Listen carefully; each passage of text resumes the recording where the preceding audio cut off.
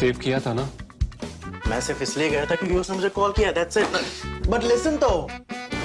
Save it for someone else. जिंदगी में save करना जरूरी है, मगर जब बात पैसों की हो, सिर्फ सेविंग से काम नहीं चलेगा। इक्विटी म्यूचुअल फंड्स में इन्वेस्ट कीजिए और अपने सेविंग्स को आगे बढ़ने का मौका दीजिए। Mutual fund investments are subject to market risks. Read all scheme-related documents carefully. The postcards began being dropped into mailboxes across the province of British Columbia in the summer of 1978.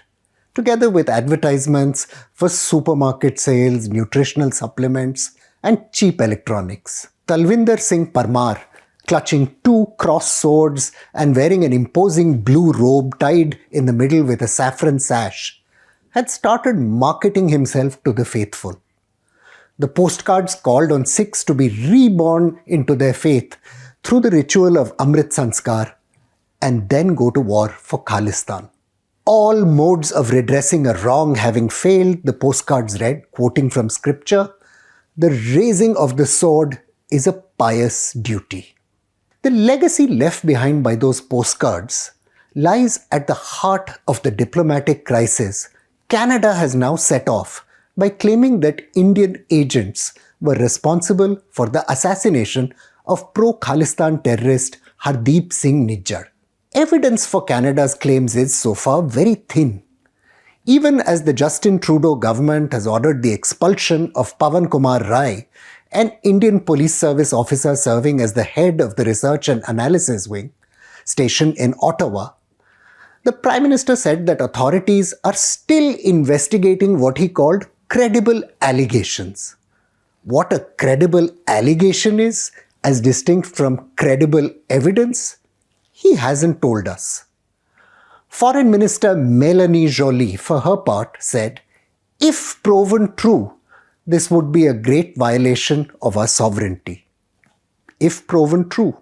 Canadian investigators have not publicly so far identified even the assailants who killed Nijjar, who were hired and paid, journalist Kim Bolan has revealed, on an organized crime website that worked like a kind of Amazon for gangsters. Little doubt exists though that pro-Khalistan terrorists like Nijjar, accused by India of organizing multiple acts of violence in Punjab, have been causing deep concerns within India. Even though Canada's Anti-Terrorism Act has enabled several prosecutions for advocating terrorism, law scholars Michael Nesbitt and Dana Hagg write, authorities have been reluctant so far to use it against groups celebrating violence for the cause of Khalistan. Even the assassination of Prime Minister Indira Gandhi, the success of the postcard marketing campaign that claimed hundreds of lives, has led some in India's intelligence community to wonder if they shouldn't be using more direct means to challenge the threat now as well. Like hundreds of thousands of other immigrants from around the world, Parmar was drawn to Canada by wealth, not driven there by some conflict in his homeland. Together with his wife Surinder Kaur and their 3-year-old daughter, Parmar arrived in Canada in May 1970. Early on, he found a job at the L&K Lumber Works in Richmond, while Surinder began working at a fish packing plant. Then, Parmar found a new livelihood selling refurbished properties at a decent profit. According to acquaintances interviewed by the journalists Zuhair Kashmiri and Brian McAndrew, Parmar was not particularly religiously observant and did not wear an untrimmed beard or turban. Following savage violence between the Akali and Nirankari sects in 1978 in India though, Parmar abandoned Western clothing and drinking and re-embraced his faith. He co-founded the Babbar Khalsa International terrorist group, which carried out a string of assassinations of government officials, Hindus and Nirankaris in Punjab. Parmar is said to have arrived in India in 1980 to personally join in this campaign. In November 1981, Parmar was alleged to have been involved in a shootout with police near the village of Dahedu, adjacent to Ludhiana, which claimed the lives of 2 officers. Later that month, Parmar returned to Canada and resumed fundraising for the Babbar Khalsa. Then, in 1983, on a fundraising tour in Europe, he was arrested by German authorities for the killing of the police officers. Parmar's lawyers, though, produced immigration records from Nepal which showed that the Sikh terrorist had been in that country on the date of the shootout. He was released in the summer of 1984 after spending 53 weeks in prison. Arriving home just days after Operation Blue Star, Parmar no longer needed to advertise himself using postcards. For the faithful, he was a hero. Funds flowed in for the Jathedar of the war against Hindu imperialism. Living in an 8-bedroom house with a 4-car garage, Parmar vowed vengeance for the storming of the Golden Temple by Indian soldiers. Even though the Canadian Security Intelligence Service, or CSIS, was aware of the threat posed by Parmar and stopped him from traveling to the United States on at least one occasion, a judicial investigation by former Supreme Court Judge John Major established that authorities did little to act on what they knew about him. CSIS agents conducting physical surveillance even watched Parmar, his associate Inderjeet Singh Rayat, and a third man who was never officially identified, test the explosive device that was later used to blow up Air India Flight 182, the Boeing 747 Kanishka. The bomb explosion, the investigation records, led CSIS agent Larry Lowe to hide behind a tree thinking he was being shot at. His colleague in the surveillance operation, Lynn Jarrett, also startled, jumped out of her car seat. The surveillance teams did not possess a camera though, so could not photograph the suspects. Earlier, counter-narcotics officials in Vancouver were told by an informant that he had been offered 200,000 Canadian dollars to plant a bomb on an Air India flight.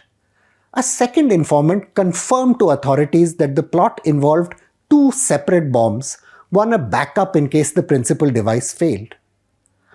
Further highly classified intelligence, according to the investigation, became available to the CSIS, provided government officials have told ThePrint by the Intelligence Bureau later that month. There was no action on the part of Canadian authorities though. Parmar evaded arrest, eventually dying in a controversial shootout with the Punjab police many years later. If the Parmar story sounds familiar, it's because it is. Arriving in Toronto in 1997 armed with a fake passport identifying him as Ravi Sharma, Nijjar built on the legacy of figures like Parmar. The Canadian authorities, it is clear, did not initially welcome Nijjar's arrival. Even though Nijjar claimed to have been tortured in police custody in Punjab, journalist Stuart Bell has reported that the terrorist's application for asylum was denied by officials who disputed the medical records he offered as evidence. A fresh application claiming citizenship by virtue of marriage was also denied after authorities concluded it was a marriage of convenience. Even as his applications were denied, though, Nijjar focused on building his livelihood and opened a successful plumbing business. From 2007, Nijjar's name began to regularly surface in Indian counter-terrorism investigations. Ludhiana police named him as one of the plotters who organized the bombing of the Shringar movie theatre in 2007. The prosecution, however, collapsed in India with a trial court acquitting 3 accused, while a 4th passed away in prison while still under trial. The collapse of the trial led to questions being raised in Canada about the credibility of the charges against Nijjar. From 2013, by when he had acquired Canadian citizenship under circumstances which have never been disclosed, Nijjar became increasingly associated with pro-Khalistan activism, notably participating in plans to hold a so-called referendum among the diaspora on secession from India.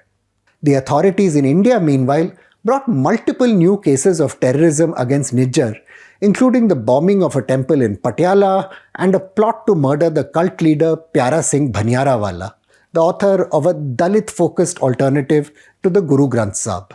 The Punjab police claims Nijjar operated through organized crime groups in Canada, notably that of the gangster Arshdeep Singh or Arsh Dalla. Arshdeep is also believed to live in Canada, where he disappeared while on a tourist visit or a student passport in 2017. From the data, it is clear that pro-Khalistan terrorism in the West today exists in a milieu fundamentally different from the one Parmar capitalized on. For all the funding being raised in the diaspora and alleged supplies of weapons from Pakistan, incidents of terrorism and fatalities remain negligible in Punjab, data from the South Asia Terrorism Portal establishes. Few of the attacks that have taken place, moreover, involve ideological recruits who support Khalistan because of their beliefs. Instead, pro-Khalistan financiers in the West have been forced to rely on criminals to execute acts of violence, the kinds of criminals anyone can hire, and you can't run a movement on their back. These are not signs of a looming insurgency. In 1984, Parmar succeeded in turning his low-grade marketing campaign into a movement because of political missteps in Punjab by the central government, which empowered revanchists like the preacher Jarnail Singh Bhindranwale. Efforts by Generation Next radicals like Amritpal Singh to claim Bhindranwale's mantle might have acquired traction on social media. But on the ground in Punjab, the reaction has mainly been a yawn. As Aanchal Vora has noted, history might seem at first glance to be repeating itself. But it's mostly a farce. The ghost of Parmar no longer needs to be feared in India. Only our own missteps and mistakes can exhume it from the grave. I'm Praveen Swami and I'm National Security Editor of ThePrint. Thank you again for watching Security Code.